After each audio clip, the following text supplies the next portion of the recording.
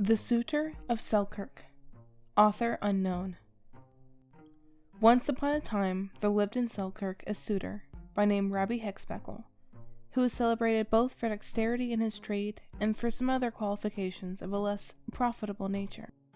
Rabbi was a thin, meager-looking personage with lank black hair, a cadaverous countenance, and a long, flexible, secret-smelling nose. In short, he was the Paul Pry of the town. Not an old wife in the parish could buy a new scarlet rokelay without Rabbi's knowing within a groat of the cost. The doctor could not dine with the minister, but Rabbi could tell whether sheep's head or haggis formed the staple commodity of the repast. It was even said that he was acquainted with the grunt of every sow and the cackle of every individual hen in his neighborhood. But on the whole, this wants general confirmation. His wife, Bridget, endeavored to confine his excursive fancy and to chain him down to his owl, but her interference met with exactly that degree of attention which husbands usually bestow on the advice tendered by their better halves. That is to say, Rabbi informed her that she knew nothing of the matter, that her understanding required stretching, and, finally, that if she presumed to meddle in his affairs, he would be under the disagreeable necessity of giving her a whipping. To secure the necessary leisure for his researches, Rabbi was in the habit of rising to his work long before the dawn. He was one morning busily engaged putting the finishing stitches to a pair of shoes for the exciseman, when the door of his dwelling, which he thought was carefully fastened, was suddenly opened, and a tall figure, enveloped in a large black cloak and wearing a broad-brimmed hat drawn over his brows, stalked into the shop. Rabbi stared at his visitor, wondering what could have occasioned this early call, and wondering still more that a visitor should have arrived in town without his knowledge. "You're early afoot, sir," quoth Rabbi. "Lucky Waycraft's cock will no craw for a good half-hour yet." The stranger vouchsafed no reply, but, taking up one of the shoes Rabbi had just finished, deliberately put it on and took a turn through the room to ascertain that it did not pinch his extremities. During these operations, Rabbi kept a watchful eye on his customer. "He smells awfully," muttered Rabbi to himself, and would be ready to swear he just came from the plough-tail. The stranger, who appeared to be satisfied with the effect of the experiment, motioned to Rabbi for the other shoe, and pulled out a purse for the purpose of paying for his purchase. But Rabbi's surprise may be conceived, when, on looking at the purse, he perceived it to be spotted with a kind of earthy mold.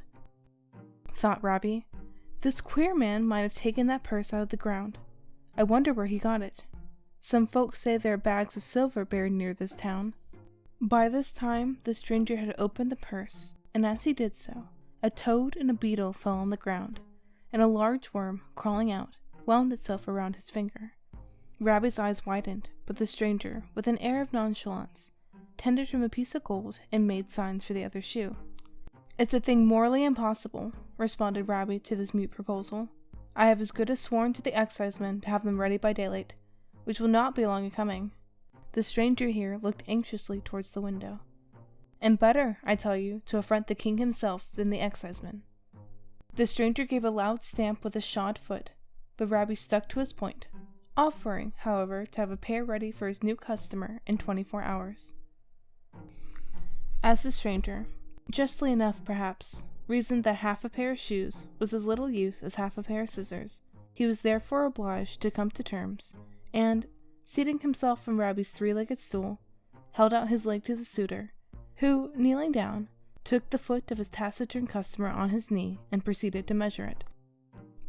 "Something over the splay, I think, sir," said Rabbi with a knowing air. No answer issued from the suitor's dark, silent visitor. "Where will I bring the shoes to when they're done?" asked Rabbi, anxious to find out the domicile of his visitor. "I will call for them myself before cock-crowing," responded the stranger in a very uncommon and indescribable tone of voice that echoed hollowly through the room. "Nay, sir," quoth Rabbi, "I cannot let you have the trouble of coming for them yourself. It will just be a pleasure for me to call with them at your house." "I have my doubts of that," replied the stranger in the same peculiar manner, "and at all events, you might find that my house would not hold us both." "It must be a right small building," answered Rabbi, "but know they have taken your honor's measure." "Take your own," retorted the stranger, and, giving Rabbi a touch with his foot that laid him prostrate, walked coolly out of the house. The sudden overturn of himself and his plans for a few moments discomfited the suitor, but, quickly gathering up his legs, he rushed to the door, which he reached just as Lucky Wakecrive's cock proclaimed the dawn. Robbie flew down the street, but all was still. Then he ran up the street, which was terminated by the churchyard, but saw only the moveless tombs looking cold and chill under the grey light of a winter morn. Robbie hitched his red nightcap off his brow and scratched his head with a very evident air of perplexity. "Well," he muttered as he retraced his steps homeward, "he has slipped me this time, but sorrow take me if I'm not up with him in the morn." All day Robbie, to the inexpressible surprise of his wife, remained as constantly on his three-legged stool as if he had been bound there by some brother of the craft. For the space of 24 hours his long nose was never seen to throw its shadow across the threshold of the door. So extraordinary did this event appear that the neighbors, one and all, agreed that it predicted some prodigy. But whether it was to take the shape of a comet which would deluge them all with its fiery tail, or whether they were to be swallowed up by an earthquake, could by no means be settled to the satisfaction of the parties concerned. Meanwhile, Robbie diligently pursued his employment, unheeding the concerns of his neighbors. What mattered to him that Jenny Thrifty's cow had calved, that the minister's servant, with something in her apron, had been seen to go in twice to Lucky Wakecrive's, that the Lord's dairymaid had been observed stealing up the red path in the gloaming, that the drum had gone through the town announcing that a sheep was to be killed on Friday. The stranger alone swam before his eyes, and cow, dairymaid, and drum kicked the beam. It was late in the night when Robbie had accomplished his task. Then, placing the shoes at his bedside, he lay down in his clothes and fell asleep. But the fear of not being sufficiently alert for his new customer induced him to rise a considerable time before daybreak. He opened the door and looked into the street, but it was still so dark he could scarcely see a yard before his nose. He therefore returned into the house, muttering to himself, "What the sorrow can keep him?" At this precise moment a voice at his elbow suddenly said, "Where are my shoes?" "Here, sir," said Robbie, quite transported with delight. "Here they are, right and tight, and mickle joy may have in wearing them. For it's better to wear shoes than sheets, as the old saying goes." "Perhaps I may wear both," answered the stranger in an ominous voice. "Bless ye," quoth Robbie, "do you sleep in your shoes?" The stranger made no answer, but, laying a piece of gold on the table, and taking up the shoes, walked out of the house. "Now's my time," thought Robbie to himself, as he slipped after him. The stranger paced slowly on, and Robbie carefully followed him. The stranger turned up the street, and the suitor kept close to his heels. "Where can he be going?" thought Robbie as he saw the stranger turn into the churchyard. "He's making to that grave in the corner. Now he's standing still. Now he's sitting down. Mercy! What's come of him?" Robbie rubbed his eyes, looked round in all directions, but lo and behold, to his astonishment, the stranger had vanished. "There's something no canny about this," thought the suitor, "but I'll mark the place at any rate." And Robbie, after thrusting his all into the grave, hastily returned home. The news soon spread from house to house, and by the time the red-faced sun stared down on the town, the whole of the inhabitants were in commotion. After having held sundry consultations, it was unanimously resolved to proceed in a body to the churchyard and open the grave which was suspected. The whole population of the Curdwink turned out on this service. Suitors, wives, children, all hurried pell-mell after Robbie, who led his myrmidom straight to the grave at which his mysterious customer had disappeared. There he found his awl still sticking in place where he had left it. Immediately all hands went to work. The grave was opened, the lid was forced off the coffin, and a corpse was discovered, dressed in the vestments of the tomb, but with a pair of perfectly new shoes upon its long, bony feet. At this dreadful sight the multitude fled in every direction, Lucky Wakecrive leading the van, leaving Robbie and a few bold brothers of the craft to arrange matters as they pleased with the peripatetic skeleton. A council was held, and it was agreed that the coffin should be firmly nailed up and committed to the earth. Before doing so, however, Robbie proposed denuding his customer of his shoes, remarking that he had no more need of them than a cart had for 3 wheels. No objections were made to this proposal, and Robbie, therefore, quickly coming to extremities, whipped them off in a trice. They then drove 100 10-penny nails into the lid of the coffin, and, having taken care to cover the grave with thick divots, the party returned to their separate places of abode. Certain qualms of conscience, however, now arose in Robbie's mind as to the propriety of depriving the corpse of what had been honestly bought and paid for.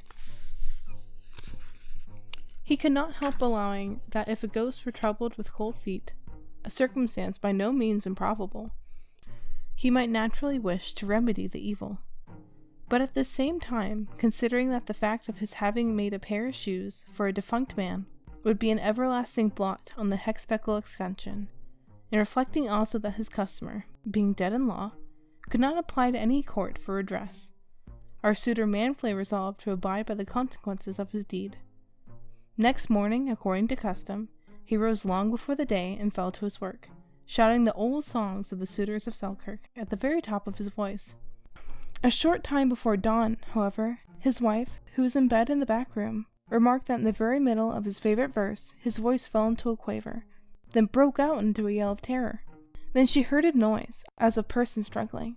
Then all was as quiet as a grave. The good dame immediately huddled on her clothes and ran to the shop, where she found the three-legged stool broken in pieces, the floor strewed with bristles, the door wide open, and Rabbie away. Bridget rushed to the door, and there she immediately discovered the marks of footsteps deeply imprinted on the ground. Anxiously tracing them on, what was her horror to find that they terminated in the churchyard at the grave of Rabbie's customer. The earth round the grave bore traces of having been the scene of some fearful struggle, and several locks of lank black hair were scattered on the grass. Half distracted, she rushed through the town to communicate the dreadful intelligence. A crowd collected, and a cry speedily arose to open the grave. Spades, pickaxes, and mattocks were quickly put in requisition. The divots were removed, the lid of the coffin was once more torn off, and there lay its ghastly tenant, with his shoes replaced on his feet, and Rabbie's red nightcap clutched in his right hand. The people, in consternation, fled from the churchyard. Nothing further has ever transpired to throw any additional light upon the melancholy fate of the Sutor of Selkirk.